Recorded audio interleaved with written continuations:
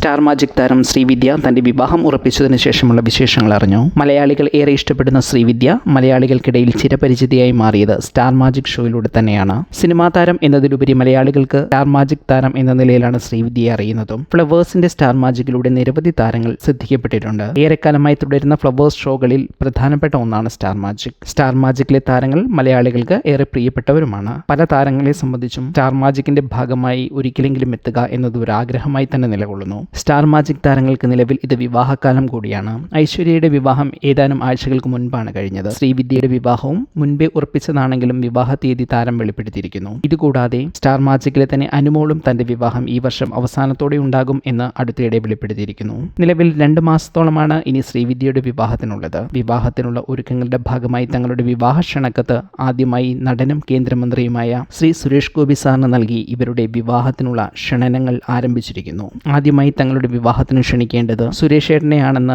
ഞങ്ങൾ നേരത്തെ തന്നെ തീരുമാനിച്ചിരുന്നുവെന്ന് ശ്രീവിദ്യയും പ്രതിശ്രുത വരൻ രാഹുൽ രാമചന്ദ്രനും യൂട്യൂബ് വീഡിയോയിലൂടെ വെളിപ്പെടുത്തിയിരുന്നു. ആചാരപരമായി കോടിമുണ്ട് ഉൾപ്പെടെയുള്ളവ ഉൾക്കൊള്ളുന്ന തട്ടം തയ്യാറാക്കി അതിലാണ് വിവാഹ ക്ഷണക്കത്ത് ഇവർ ഇരുവരും സുരേഷ് ഗോപി സാറിന് കൈമാറിയത്. ഇനി വിവാഹത്തിനുള്ള ഒരുക്കത്തിന്റെ തിരക്കിലാണ് ശ്രീവിദ്യയും രാഹുലും. നിങ്ങൾ ശ്രീവിദ്യയെ ഇഷ്ടപ്പെടുന്നവരാണോ അതോ സ്റ്റാർ മാജിക്കിന്റെ ഫാൻസ് ആണോ എന്ന് കമന്റ് ചെയ്യൂ. ഈ ചാനൽ സബ്സ്ക്രൈബ് ചെയ്യുക.